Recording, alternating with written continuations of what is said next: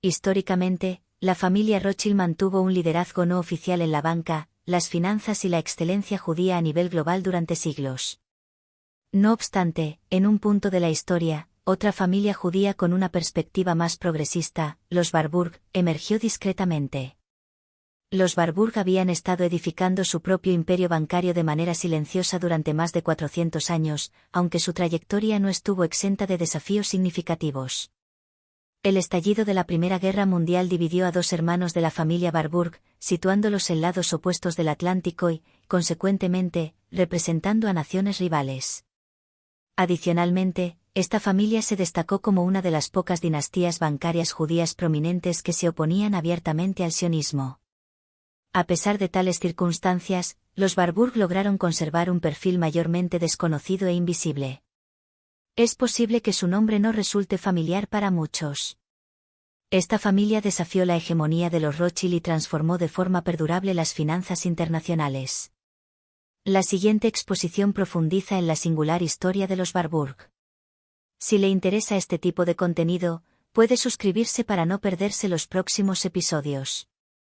La narrativa se inicia a principios del siglo XX, un periodo caracterizado por crecientes tensiones en el mundo occidental.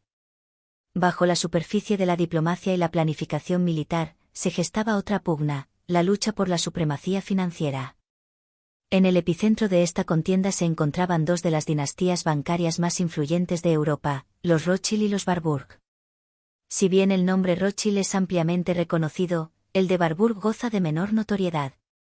Los Warburg constituían una de las familias judías sefardíes más acaudaladas de Alemania, con orígenes que se remontan a Venecia. A principios del siglo XX, esta familia se consolidó como una fuerza financiera central tanto en Frankfurt como en Nueva York. Paralelamente, los Rothschild ejercían una profunda influencia desde Londres y París. Durante más de un siglo, contribuyeron a modelar las finanzas estatales europeas. No obstante, con el advenimiento del siglo XX, dos potencias emergentes, Alemania y Estados Unidos, comenzaron a desafiar la hegemonía británica. En este contexto, los Rothschild representaban el orden financiero establecido, mientras que los Warburg encarnaban a los nuevos aspirantes, una dinámica que sentaría las bases para la reacción de las grandes potencias. En aquel periodo, Gran Bretaña ejercía el control sobre una cuarta parte del comercio mundial, utilizando su extensa red imperial y su capacidad crediticia para mantener la influencia global. Los bancos británicos dominaban las finanzas comerciales, estableciendo los términos de los seguros y regulando el acceso al capital. A través de la City de Londres, el Estado británico podía beneficiar a sus aliados y perjudicar a las economías rivales sin recurrir a la fuerza militar. La retención de préstamos, la presión sobre las monedas y la manipulación de la disponibilidad de capital se empleaban según las alineaciones políticas. De este modo, el ámbito financiero se transformó en una extensión de la política exterior. No obstante, el contexto global experimentaba una transformación. El pánico financiero de 1907 generó repercusiones significativas en los mercados mundiales. Para Alemania y Estados Unidos, que representaban los principales rivales comerciales de Gran Bretaña, este evento sirvió como una advertencia crucial. Comprendieron que, sin sólidas instituciones financieras propias, permanecerían vulnerables a la influencia británica. En consecuencia, ambas naciones actuaron con celeridad para fortalecer sus sistemas financieros, y en ambos casos buscaron la asistencia de la familia Warburg. A la cabeza de estos esfuerzos se encontraban los hermanos Max y Paul Warburg. Max asesoró al gobierno alemán desde Hamburgo, destacándose como una figura prominente en las finanzas alemanas y como director de Warburg y Co., un banco comercial de primer nivel en Alemania. Mediante esta entidad bancaria, Max desempeñó un papel central en la configuración de la estrategia económica del imperio, apoyando el imperialismo económico alemán y convirtiéndose en uno de los pocos financieros judíos con acceso directo al emperador alemán, el Kaiser Guillermo II. Por su parte, Paul Warburg operaba desde el otro lado del Atlántico, con sede en Nueva York, donde era socio de Kuhn, Loeb y Co. Paul Warburg, cuñado de Jacob Schiff, impulsó incansablemente la reforma monetaria en Estados Unidos, considerándola esencial para prevenir pánicos financieros y modernizar la economía nacional. Desempeñó un papel fundamental como arquitecto e influyente figura en la eventual creación del sistema de la Reserva Federal de Estados Unidos. En colaboración, los hermanos Warburg se dedicaron a establecer sistemas financieros en Alemania y América que pudieran superar el dominio británico.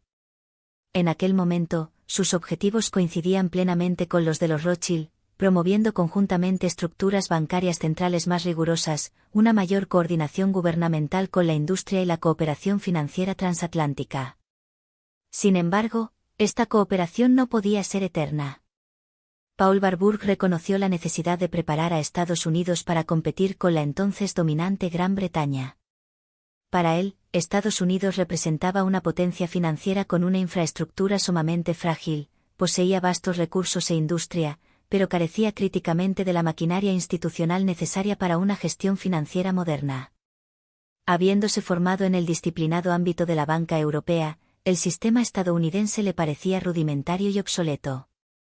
Le sorprendía la ausencia de un banco central y le alarmaba el mosaico desorganizado de instituciones locales que regulaban el crédito y la moneda. Con tal configuración, Estados Unidos no podría desplazar a Gran Bretaña como potencia financiera.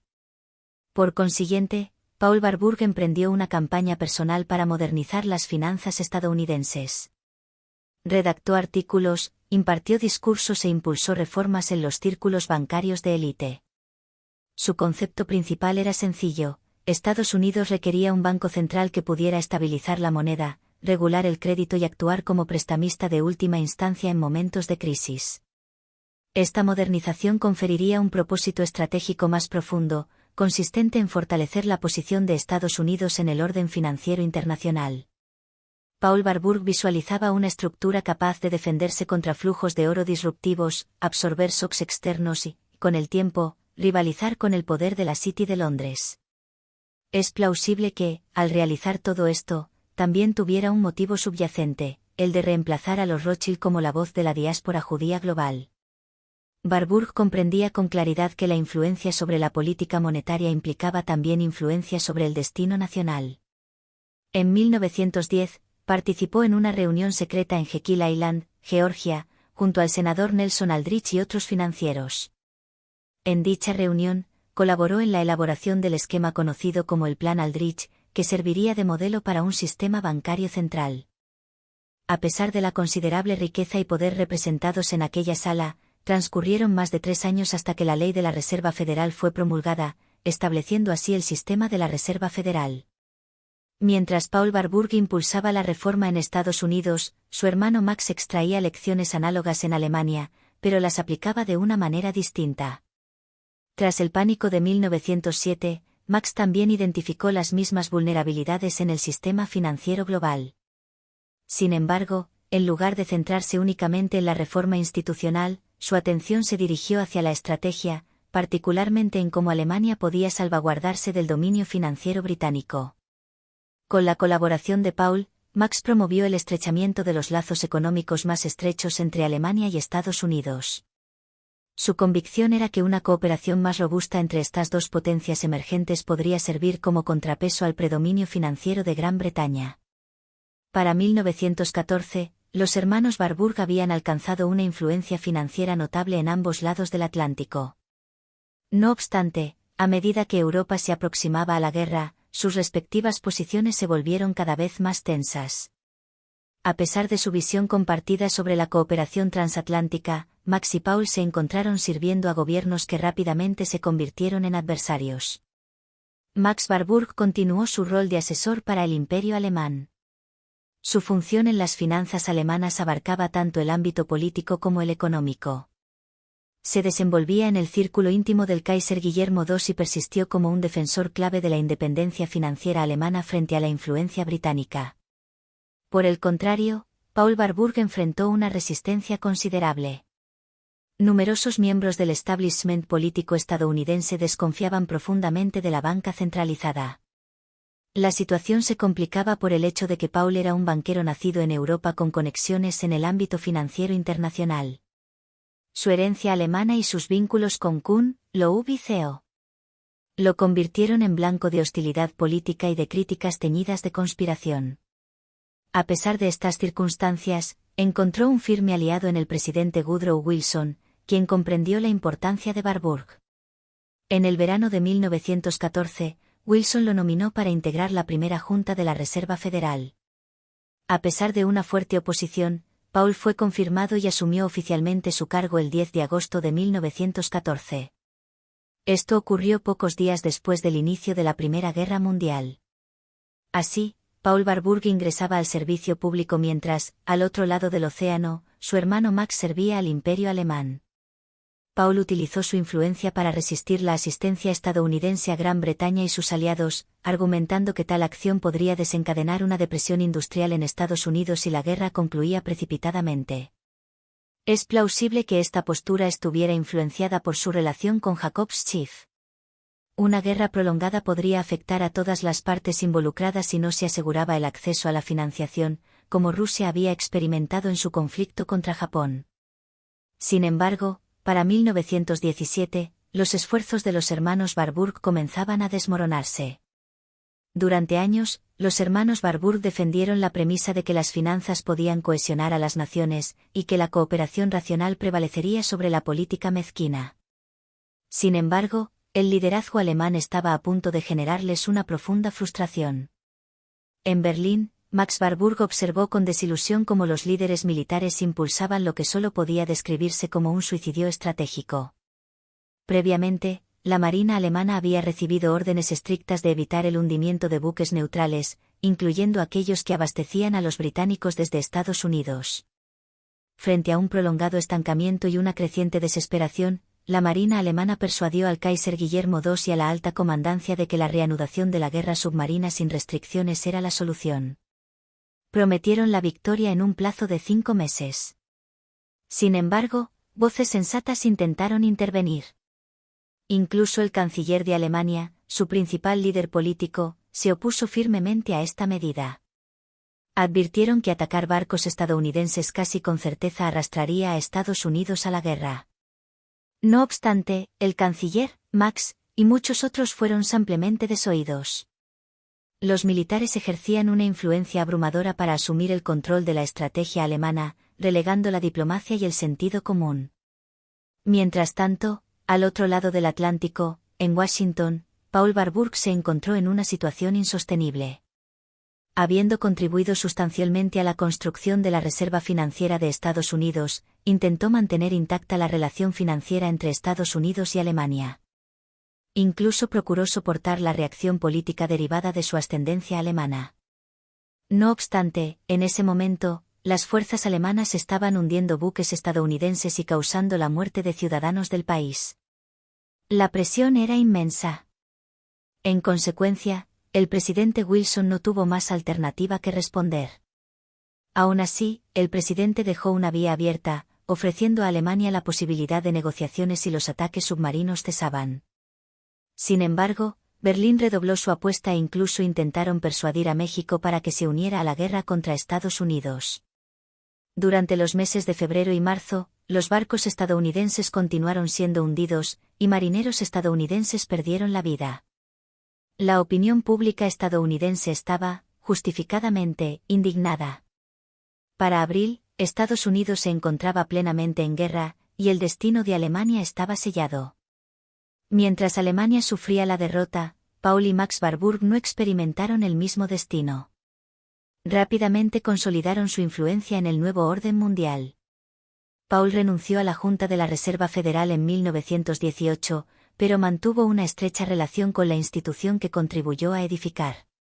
Desde 1921 hasta 1926, sirvió en el Consejo Asesor Federal, ofreciendo una guía discreta mientras Estados Unidos asumía su posición como líder financiero global. Paralelamente, regresó a la actividad empresarial privada y centró su atención en la devastación económica de Europa. Paul fundó el International Acceptance Bank con un objetivo claro y urgente: canalizar capital estadounidense hacia la reconstrucción europea de posguerra, con particular énfasis en Alemania. Su propósito era estabilizar las economías, restaurar la confianza y prevenir un nuevo colapso. Este esfuerzo se llevó a cabo, una vez más, en coordinación con su hermano Max, quien continuaba trabajando desde Alemania. Max, por su parte, se enfrentaba a un panorama muy distinto.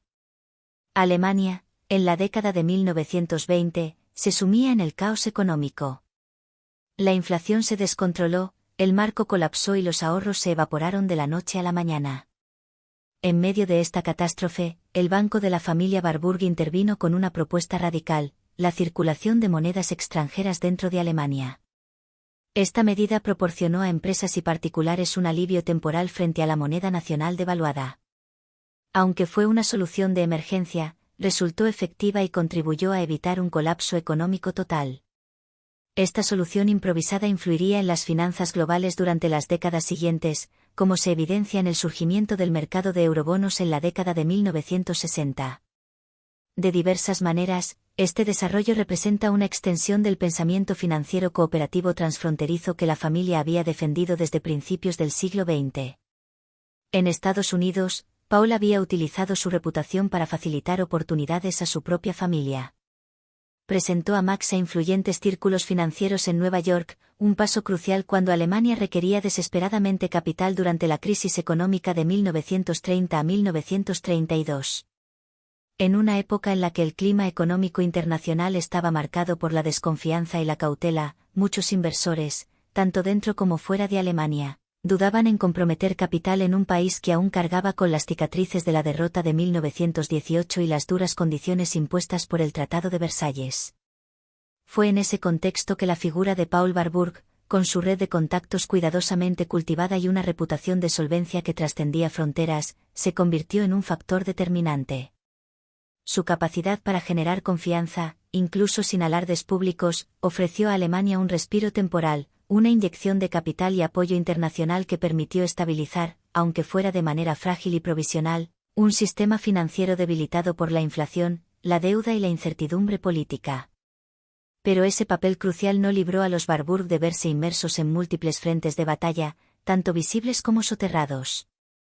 Mientras dedicaban esfuerzos considerables a reconstruir los sistemas financieros europeos, desde la reestructuración de deudas hasta la participación en organismos internacionales que buscaban evitar otro colapso económico, se enfrentaban también a un entorno interno que empezaba a volverse hostil. La política alemana de entreguerras estaba marcada por tensiones extremas: por un lado, la necesidad imperiosa de recuperación y modernización; por otro, el ascenso de ideologías que buscaban culpables antes que soluciones. El papel de los Warburg en la estabilización económica, aunque discreto y sin ambiciones de protagonismo político, fue reinterpretado por sus detractores como una muestra de su control sobre la economía alemana. En la atmósfera cargada de resentimiento que dejó la posguerra, esa narrativa era peligrosa.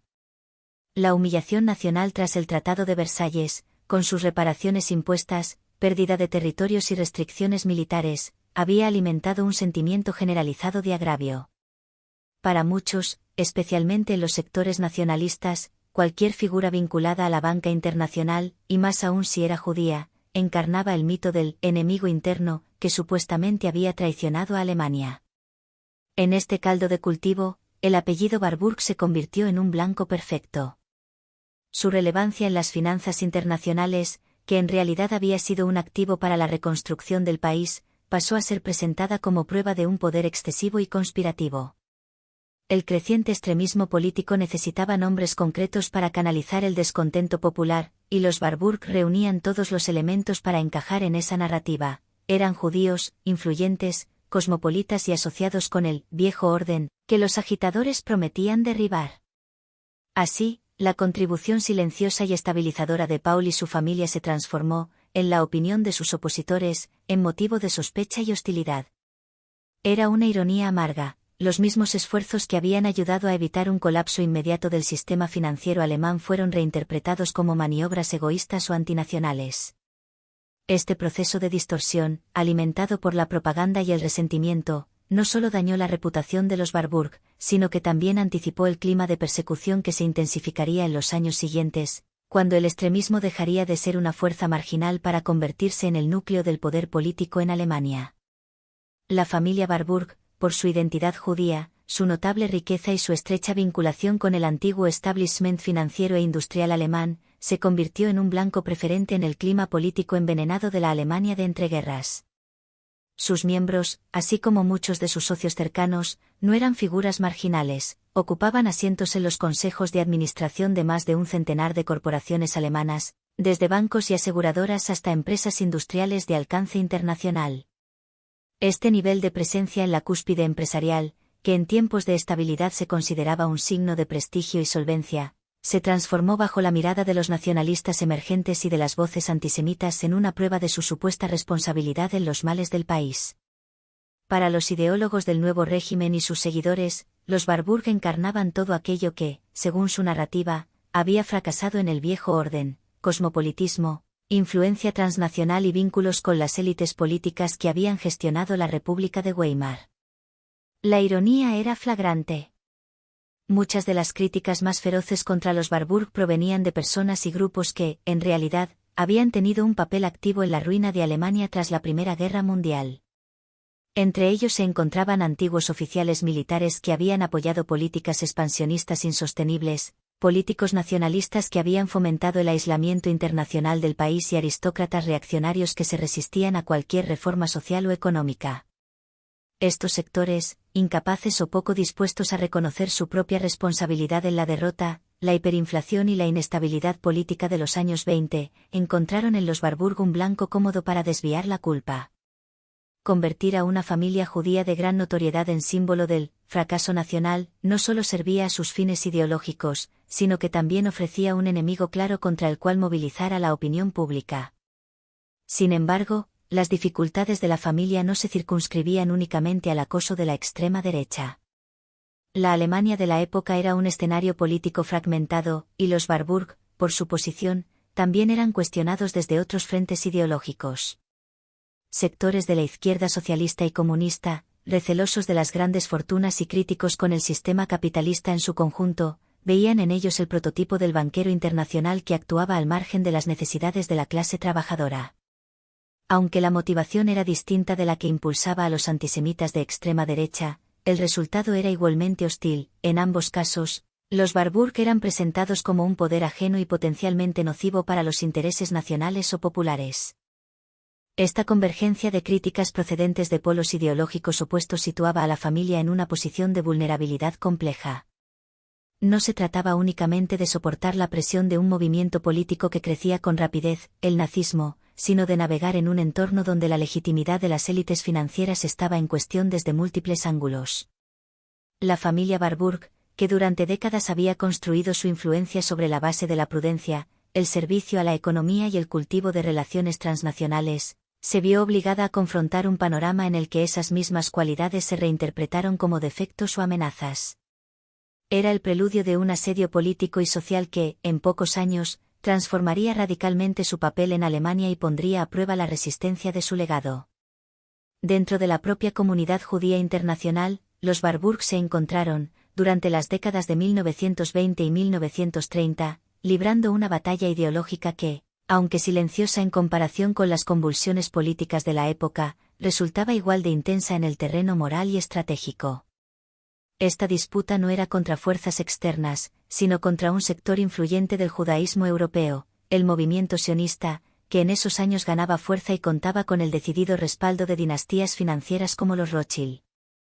Mientras estos últimos veían en la creación de un Estado judío en Palestina la culminación de un proyecto histórico y una respuesta política a la diáspora, los Warburg mantenían una postura diametralmente opuesta.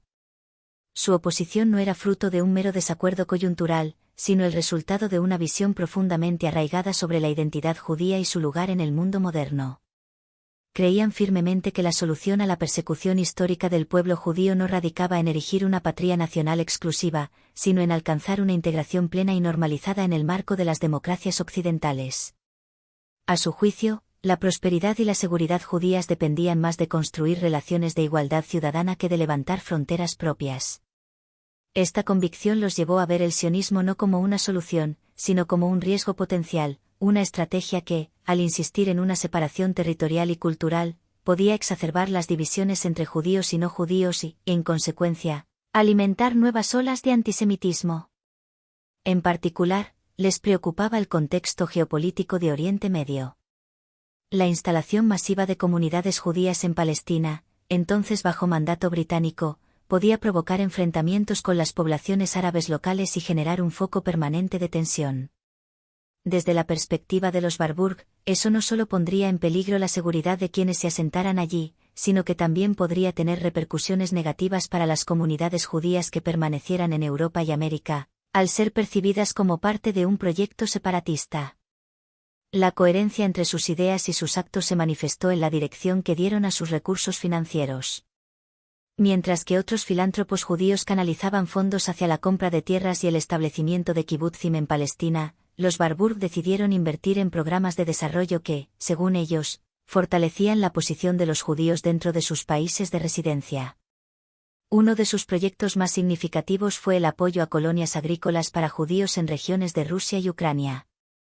Estas iniciativas, además de ofrecer una salida económica a comunidades empobrecidas, buscaban demostrar que la autosuficiencia y la integración eran posibles sin necesidad de emigrar a un enclave nacional propio. Esta política filantrópica, sin embargo, generó la airada reacción de los líderes sionistas, que la interpretaron como un acto de deslealtad hacia la causa. Para figuras como Chaim Weizmann y David Ben Gurion, el rechazo de los Warburg al proyecto palestino equivalía a negar el derecho histórico del pueblo judío a una patria. Los Warburg, por su parte, sostenían que se trataba de una cuestión de principios, deseaban que los judíos fueran tratados como ciudadanos plenos y no como huéspedes temporales a la espera de volver a un lugar que muchos nunca habían pisado. Así, en el seno mismo del judaísmo de entreguerras, los Warburg encarnaron una de las corrientes más persistentes del pensamiento asimilacionista, apostando por la construcción de un futuro judío enraizado en la participación activa en las sociedades de acogida. En su visión, el verdadero desafío no era levantar muros protectores, sino derribarlos para que la condición judía se viviera sin necesidad de distancias geográficas ni identitarias. Esta postura, tan firme como polémica, los situó en una posición singular, respetados por su coherencia, criticados por su resistencia a un proyecto nacional que acabaría modelando el curso de la historia judía en el siglo XX. Para buena parte de la opinión pública de aquellos años, la actitud de los Warburg resultaba difícil de comprender. En un mundo que se precipitaba hacia el enfrentamiento ideológico y la polarización, su insistencia en mantener un puente entre culturas, economías y comunidades les valió tanto críticas como elogios. Para algunos, su postura era el reflejo de una mentalidad anclada en un pasado que se estaba desmoronando, seguían creyendo en la viabilidad de una convivencia cívica en Alemania, en la cooperación internacional y en la fuerza de las instituciones financieras como garantes de estabilidad, mientras la realidad mostraba señales cada vez más evidentes de que ese modelo se estaba derrumbando. Pero para otros, esa misma actitud era un acto de coraje. No se trataba, decían, de ingenuidad, sino de resistencia, un intento consciente de preservar la idea de que la identidad judía y la lealtad nacional no eran mutuamente excluyentes, incluso cuando ambas parecían irreconciliables. En este equilibrio precario, los Warburg combatían en dos frentes. Por un lado, enfrentaban el antisemitismo institucionalizado que se expandía en la Alemania nazi, con leyes, políticas y campañas de odio que buscaban aislar y expulsar a la comunidad judía del tejido económico y social. Por otro, lidiaban con la presión de sectores dentro de sus propias comunidades judías, en Alemania, en la diáspora europea y en Estados Unidos, que cuestionaban su estrategia de mantener vínculos con un país que avanzaba hacia la persecución sistemática. El dilema era profundo. Retirarse por completo significaba abandonar un espacio de influencia construido durante generaciones, quedarse implicaba exponerse a riesgos crecientes. A nivel internacional, su situación no era menos ambigua. Aunque poseían influencia en el nuevo orden económico que se estaba configurando en la década de 1930, carecían de un terreno seguro, en sentido pleno. Berlín ya no era un hogar estable, Nueva York, aunque próspera y dinámica, representaba un entorno de oportunidades, pero también de competencia feroz y de integración lenta para los recién llegados. Jerusalén, en ese momento bajo mandato británico, estaba marcada por tensiones políticas y sociales que la convertían en un refugio incierto. Así, su identidad y su red de operaciones se extendían por varios continentes, pero ninguna de esas sedes ofrecía la seguridad absoluta que la época exigía. La ilusión de una existencia pacífica, que durante un tiempo había parecido alcanzable gracias a su prestigio y sus relaciones, se fue desvaneciendo a medida que avanzaban los años 30. El ascenso del partido nazi y la implementación progresiva de sus políticas antijudías revelaron con crudeza que ningún prestigio profesional ni servicio previo al Estado podía blindar a una familia judía, por influyente que fuera, contra la maquinaria totalitaria. Lo que estaba en juego ya no era únicamente su estatus o sus negocios, sino su propia supervivencia como individuos y como colectivo familiar. En ese clima, los nazis demostraron una habilidad calculada para explotar las divisiones preexistentes dentro de la comunidad judía alemana.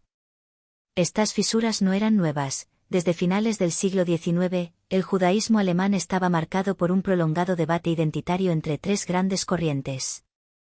Los sionistas, que defendían la creación de un Estado judío soberano, veían la situación en Alemania como la confirmación de que la asimilación era imposible. Los asimilacionistas, entre ellos muchos banqueros y profesionales, insistían en que la integración plena en la sociedad alemana era viable y deseable. Los tradicionalistas, por su parte, aspiraban a preservar las prácticas religiosas y culturales sin necesariamente abrazar el nacionalismo sionista ni renunciar a su lugar en Europa. El régimen nazi supo convertir este debate interno en un instrumento de su propaganda. Amplificó las diferencias, alimentó la desconfianza entre las facciones y utilizó estas tensiones para debilitar la capacidad de organización colectiva. El resultado fue una respuesta fragmentada que dificultó la defensa unificada de los intereses judíos, debilitando las posibilidades de presentar un frente común ante la persecución. En este terreno de división y hostilidad creciente, los Warburg, con su estrategia de conciliación y resistencia desde las instituciones, quedaron atrapados entre fuerzas históricas que empujaban hacia la confrontación y la ruptura definitiva. Los Warburg hicieron todo lo posible por preservar su posición y su identidad en una Alemania que, poco a poco, se volvía irreconocible. Incluso después del ascenso de Adolf Hitler al poder en 1933, la familia sostuvo públicamente y en privado la convicción de que eran tan alemanes como cualquier otro ciudadano del Reich. No se trataba de una simple afirmación retórica. Los Warburg podían señalar décadas de contribución directa a la reconstrucción de la economía tras la Primera Guerra Mundial, al fortalecimiento de las instituciones bancarias y a la protección de la estabilidad financiera de la nación en momentos de crisis. Max Warburg, en particular, se aferraba a la creencia de que su trayectoria y su papel en la vida económica de Alemania constituían un escudo frente a cualquier amenaza. A fin de cuentas, era una figura ampliamente respetada, con una red de contactos influyente en los círculos bancarios y políticos, tanto dentro como fuera del país. Pero esa confianza, basada en un sentido de pertenencia forjado durante generaciones, pronto comenzó a resquebrajarse frente a una realidad implacable. El régimen nazi, desde sus primeros años, emprendió un ataque sistemático contra las empresas e instituciones judías, no solo como parte de su ideología racial, sino también como estrategia económica para redistribuir el poder y la riqueza. Warburg y Co., el banco fundado por la familia y símbolo de su legado, fue sometido a un proceso de arianización progresiva. Este mecanismo, cuidadosamente diseñado por el aparato nazi, consistía en transferir la propiedad y el control de empresas judías a ciudadanos arios de confianza para el régimen, con frecuencia a precios muy por debajo de su valor real. A medida que avanzaba la década de 1930, las oficinas de Warburg y Co. ya no eran exclusivamente un centro de operaciones bancarias, sino también un refugio temporal para quienes buscaban la manera de salvar algo de su patrimonio antes de emigrar. Gran parte de la actividad diaria del banco se centraba en asesorar a clientes judíos en la liquidación de sus activos y en la compleja logística de su salida del país. Esta función humanitaria encubierta colocaba al banco en una posición delicada, seguía operando bajo la vigilancia del régimen, pero al mismo tiempo se convertía en un canal vital para que decenas de familias pudieran rehacer su vida en el extranjero. En este contexto de creciente hostilidad, Max Warburg se aferró con una mezcla de obstinación y fe a su lugar en Alemania. Su permanencia podía interpretarse como una apuesta por resistir desde dentro, una esperanza de que la marea política cambiara o, tal vez, una negativa a aceptar que el país al que había servido con lealtad se había vuelto irreversiblemente contra él y su comunidad. Este apego se manifestó incluso en momentos de celebración íntima. En 1937, durante un bar mitzvah, Max levantó su copa y pronunció unas palabras que, dadas las circunstancias, resonaban con un matiz trágico: recuerda siempre, eres alemán. Era un recordatorio a las nuevas generaciones de su identidad nacional, pero también una declaración cargada de nostalgia por un ideal de Alemania que, en la práctica, ya había desaparecido bajo las sombras del nazismo. Ese brindis condensaba el conflicto interno que vivía Max, la lealtad a una nación que consideraba suya frente a la evidencia creciente de que esa misma nación lo relegaba a la condición de ciudadano indeseable. Era un gesto que hablaba de orgullo y resistencia, pero también de una profunda desconexión entre su memoria de lo que Alemania había sido y la cruda realidad que lo rodeaba. Y aunque todavía confiaba en su prestigio, sus relaciones y su historia, los acontecimientos que seguirían pronto demostrarían que ninguna de esas defensas era suficiente contra el poder absoluto de un Estado decidido a borrar la presencia judía de su tejido económico y social. Este episodio de la vida de Max Warburg puede entenderse como un acto profundamente humano y contradictorio, en el que se entrelazaban la lealtad a una patria que lo había visto nacer y el dolor de reconocer que esa misma nación, bajo el régimen nazi, ya no tenía un lugar para él ni para quienes compartían su origen. Durante años, Max se aferró a la esperanza de que la situación pudiera estabilizarse, tal vez confiando en que sus vínculos históricos, su prestigio profesional y su contribución a la economía alemana le otorgarían cierta protección frente a la ola de antisemitismo institucionalizado. Esta postura, que algunos podrían interpretar como una forma de negación, fue también una demostración de fidelidad a un ideal de Alemania que ya no existía, un país culto y próspero en el que judíos y no judíos podían colaborar en el desarrollo de las finanzas y de la vida pública. Pero la realidad se impuso con una dureza inapelable. Las leyes raciales, la persecución política y la marginación económica dejaron claro que permanecer en Alemania equivalía a correr un riesgo mortal. En agosto de 1938, bajo una presión que se había vuelto insoportable, Max tomó la decisión definitiva de abandonar Hamburgo y cruzar el Atlántico rumbo a Nueva York. Lo hizo en el último momento posible, quizás demasiado tarde para su seguridad ideal, pero todavía a tiempo para preservar su vida y parte de su legado. Ese viaje marcó el fin de una era y el inicio de una nueva etapa de exilio, en la que su labor como banquero se reorientaría en un contexto radicalmente distinto. Apenas un año después de su partida, en septiembre de 1939, estallaba la Segunda Guerra Mundial. El conflicto, que pronto se convertiría en la mayor catástrofe bélica de la historia, destruyó cualquier ilusión de estabilidad internacional. Para entonces, Max y su hermano Paul ya eran hombres de edad avanzada, con trayectorias que habían estado íntimamente ligadas a la idea de que las finanzas podían servir como herramienta de equilibrio entre naciones. Sin embargo, el mundo que habían tratado de estabilizar durante décadas volvió a sumirse en el caos, y esta vez en una escala aún más devastadora que la vivida en 1914. Aunque su influencia personal sobre los acontecimientos había disminuido, el legado que ambos habían forjado no se desintegró con ellos. La familia Warburg seguía contando con una red de instituciones financieras, conexiones internacionales y capital humano capaz de adaptarse a la nueva realidad. El imperio que habían moldeado, con bases sólidas en Europa y Estados Unidos, continuó operando, preservando la filosofía de prudencia y visión a largo plazo que los había caracterizado. En el continente americano, la antorcha pasó a una nueva generación. James Paul Warburg, hijo de Paul, no solo heredó el conocimiento técnico y la destreza bancaria de su familia, sino que se involucró activamente en la vida pública. Reconocido banquero y economista, se incorporó al grupo de asesores originales del presidente Franklin D. Roosevelt, conocidos como el Brain Trust. Desde esa posición, jugó un papel relevante en la formulación de políticas financieras para enfrentar la Gran Depresión, uno de los periodos más críticos de la historia estadounidense. Su experiencia internacional, sumada a la tradición familiar de integrar finanzas y política, lo convirtió en un puente entre el mundo bancario y el aparato gubernamental, ayudando a definir medidas que buscaban restaurar la confianza en el sistema económico y protegerlo de futuras crisis. Así, incluso cuando la vieja Europa ardía en guerra, los Warburg seguían influyendo en el rumbo de las finanzas y la política, adaptándose a un escenario en el que su centro de operaciones ya no estaba en Hamburgo, sino en el corazón del poder estadounidense. Erich Warburg heredó, casi como un principio rector, la convicción de su padre de que las finanzas y la política no eran mundos separados, sino esferas interdependientes que, bien coordinadas, podían generar estabilidad y prosperidad. Esta visión, que en tiempos de paz podía parecer una estrategia pragmática, adquirió un carácter mucho más complejo y delicado en la Alemania de los años 30, cuando el país se precipitaba hacia una dictadura totalitaria. A medida que el régimen nazi consolidaba su poder, la situación para la comunidad judía se tornó cada vez más oscura y amenazante. Las políticas discriminatorias se intensificaban hasta desembocar en la maquinaria de exterminio sistemático que marcaría a fuego la historia del siglo XX.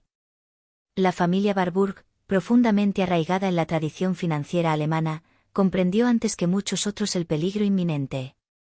Desde 1933, año en que Adolf Hitler llegó al poder, comenzaron a ejecutar una estrategia de supervivencia meticulosa. No se trató de una huida improvisada, sino de un plan coordinado que incluía la transferencia ordenada de activos hacia bancos y filiales en el extranjero, la reubicación de miembros clave de la familia en países más seguros y el traslado de su red de contactos e influencia a centros financieros que quedaban fuera del alcance nazi. Esta anticipación no solo salvó gran parte de su patrimonio, sino que preservó su capacidad de operar y reconstruir después de la guerra. La fase que siguió fue extraordinaria incluso para los estándares de una saga familiar marcada por episodios dramáticos. En 1944, con la guerra en su etapa final pero aún sangrienta, Erich Warburg, sobrino de Paul, regresó a la tierra que lo había visto nacer. No lo hizo como un banquero que volvía a negociar acuerdos, sino revestido con un uniforme militar, como oficial de la Fuerza Aérea de los Estados Unidos. Su papel en este contexto era tan estratégico como simbólico, servir como interrogador principal de prisioneros de alto perfil, incluido nada menos que Hermann Göring, mariscal del Reich y uno de los hombres más cercanos a Hitler. Este episodio, más allá de su valor operativo para las fuerzas aliadas, constituyó una inversión de poder de fuerte carga histórica y moral. Un miembro de una familia judía alemana, que apenas una década antes había sido forzado a abandonar su país, se encontraba ahora en posición de interrogar a uno de los arquitectos del régimen que había perseguido a su gente. La imagen no podía ser más elocuente, era la materialización, en un solo acto, de la derrota del nazismo y de la resistencia de quienes se negaron a ser borrados de la historia. Sin embargo, la contribución de Erich no terminó en aquella sala de interrogatorios. Su papel posterior fue igualmente significativo, pues se convirtió en un intermediario clave entre las autoridades de ocupación aliadas y los sectores financieros y empresariales alemanes que buscaban reconstruir el país. De banquero a militar, de exiliado a negociador, Erich encarnó la capacidad de adaptación y la versatilidad estratégica que habían caracterizado a los Warburg durante más de un siglo, reforzando así la continuidad de un legado que había sobrevivido a persecuciones, guerras y exilios forzados. Tras el final de la Segunda Guerra Mundial, Erich Warburg desempeñó un papel decisivo en la reconstrucción del legado familiar. No se limitó a regresar a Alemania para reclamar lo que les pertenecía, sino que entabló un complejo y delicado diálogo con las autoridades aliadas que administraban el país ocupado. Aquellas negociaciones no fueron meros trámites burocráticos, implicaban la recuperación de la licencia para operar, el restablecimiento de redes comerciales y la reconstrucción de una reputación que había sido interrumpida, pero no destruida, por los acontecimientos bélicos. Gracias a su diplomacia y a la credibilidad acumulada por generaciones, Erich consiguió que la antigua firma de Hamburgo pudiera reabrir sus puertas con sorprendente rapidez, una hazaña poco habitual en un entorno donde la desconfianza hacia las élites financieras era aún palpable. La reactivación del banco no fue un simple retorno a la rutina. De forma casi inmediata, la institución se convirtió en un imán para jóvenes banqueros ambiciosos procedentes de toda Europa, deseosos de formarse bajo un nombre que, incluso tras la guerra, seguía evocando prestigio, solvencia y conexiones internacionales. Muchos de estos profesionales, formados en las oficinas de los Warburg, acabarían ocupando posiciones de liderazgo en grandes corporaciones alemanas, influyendo así en la reorganización y el crecimiento económico de la posguerra. En este sentido, la firma de Hamburgo se transformó en un auténtico centro de incubación de talento financiero, contribuyendo de manera indirecta, pero significativa, al renacimiento económico de Alemania Occidental. El fallecimiento de Paul Warburg marcó el final de una era, pero también permitió dimensionar el alcance material de su obra. La fortuna que dejó, estimada por distintos banqueros entre 50 y 100 millones de dólares, era colosal para los estándares de su tiempo.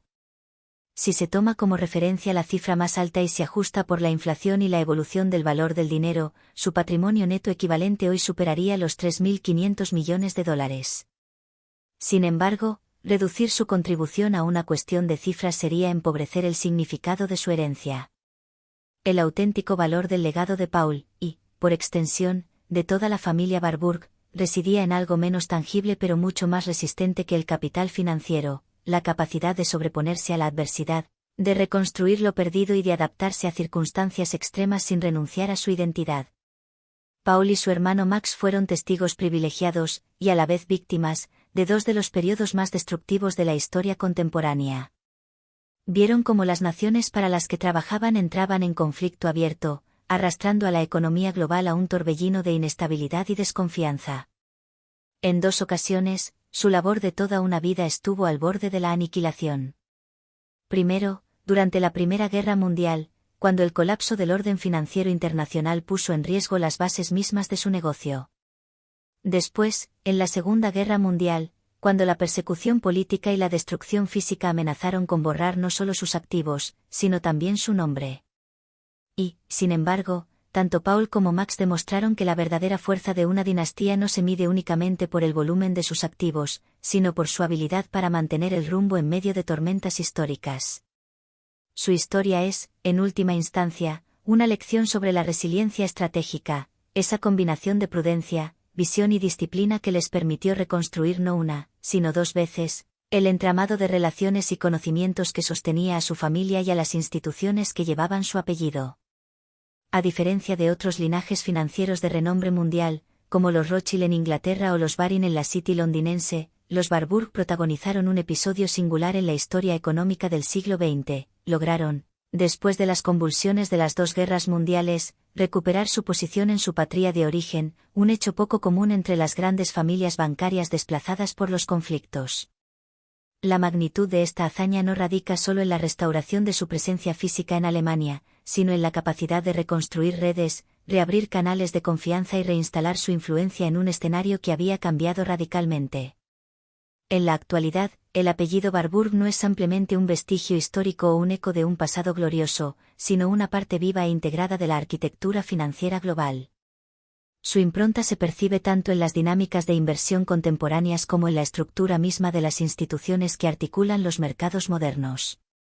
Un elemento que distingue a este linaje es la coherencia con la que han protegido su independencia.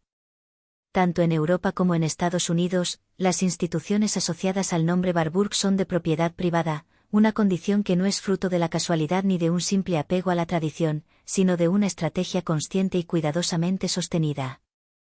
Lejos de buscar protagonismo en los medios o de figurar entre las marcas financieras más mediáticas, han preferido cultivar un perfil bajo, en consonancia con la filosofía discreta que ha guiado a la familia durante generaciones.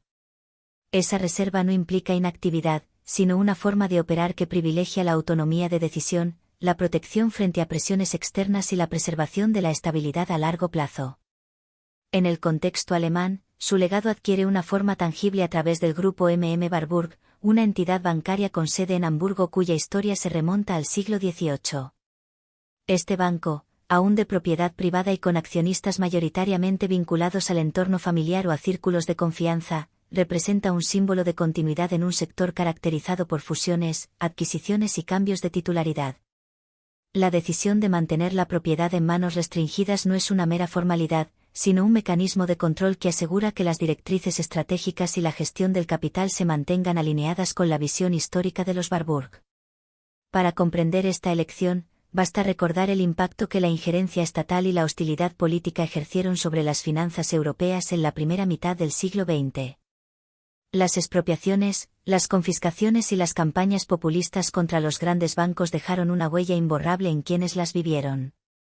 Los Warburg, testigos directos de ese clima, concluyeron que la mejor manera de preservar su proyecto era limitar la exposición pública y reducir las oportunidades de intervención externa.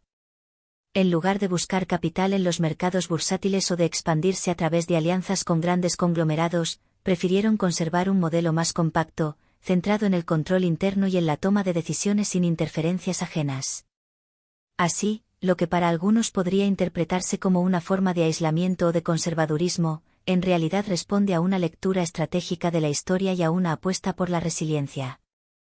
La discreción, combinada con un férreo control de la propiedad, les ha permitido no solo resistir las turbulencias del siglo XX, sino también adaptarse a las exigencias de un mundo financiero globalizado, en el que la visibilidad excesiva puede ser tanto un activo como un riesgo. De este modo, el nombre Warburg continúa proyectando influencia no a través de gestos grandilocuentes, sino mediante una presencia constante, silenciosa y cuidadosamente administrada en los engranajes más delicados de las finanzas internacionales. Al otro lado del vasto océano Atlántico, el peso histórico y económico de Estados Unidos encuentra una de sus expresiones más visibles, o más bien, más influyentes, en Warburg Pincus LLC, una firma de capital privado que, por su alcance y trayectoria, se ha convertido en un actor central del ecosistema financiero internacional. Fundada en un contexto de expansión y sofisticación del capital privado, esta compañía ha canalizado, desde sus inicios, más de $90,000 millones hacia una red impresionante de más de 930 empresas distribuidas en 40 países. Sus operaciones no se limitan a un área geográfica concreta, sino que abarcan un mapa que conecta casi todos los grandes nodos financieros del planeta, desde el bullicioso corazón de Nueva York, centro neurálgico de Wall Street, hasta la elegante solidez de Londres, desde la rigurosa ingeniería financiera de Frankfurt hasta el dinamismo tecnológico de Tokio, pasando por el puente entre Oriente y Occidente que representa Hong Kong, y llegando hasta el pujante mercado latinoamericano con su base en Sao Paulo. Esta dispersión geográfica no es fruto del azar, sino el resultado de décadas de planificación estratégica y una visión sostenida de crecimiento global. Lo que resulta singular en el caso de Warburg Pincus es que su influencia no se apoya en campañas mediáticas ni en una marca omnipresente en la cultura popular. A diferencia de otras corporaciones que buscan visibilidad constante, esta firma ha optado por construir su autoridad sobre cimientos más sólidos, décadas de competencia meticulosa, discreción estratégica y un profundo conocimiento de los ciclos económicos. Su manera de operar recuerda al estilo cultivado por la familia sueca Wallenberg, célebre por ejercer un peso económico determinante en Europa sin necesidad de exponerse al escrutinio público. En este modelo, la fortaleza radica en las relaciones de largo plazo, en el manejo prudente de las inversiones y en la capacidad de influir en la dirección de empresas y sectores sin dejar huellas llamativas. Este comportamiento responde a una filosofía que podría resumirse en un principio ancestral: el poder real rara vez se exhibe, pues su naturaleza radica precisamente en pasar desapercibido. Los Warburg han interiorizado esta idea y la han llevado a la práctica con una constancia admirable. A lo largo de un siglo que ha estado marcado por convulsiones globales, desde revoluciones políticas y conflictos bélicos hasta crisis financieras y migraciones forzadas, han elegido el camino de la sutileza frente al del protagonismo. Cada decisión, cada inversión y cada movimiento corporativo se ha realizado con la calculada precisión de quien sabe que la permanencia y la eficacia dependen más del silencio que del ruido. Esta estrategia, lejos de diluir su importancia, la ha consolidado. Hoy, Warburg Pincus no solo se percibe como un inversor, sino como un verdadero arquitecto silencioso de estructuras empresariales que sostienen economías enteras. Su esencia sigue siendo la de un linaje profundamente arraigado en las tradiciones financieras, raramente visible para el público general, pero indispensable para el funcionamiento de la maquinaria económica global. En ese sentido, su historia es también una lección de cómo la influencia duradera se construye no con grandes gestos, sino con una sucesión de acciones discretas, consistentes y estratégicamente invisibles.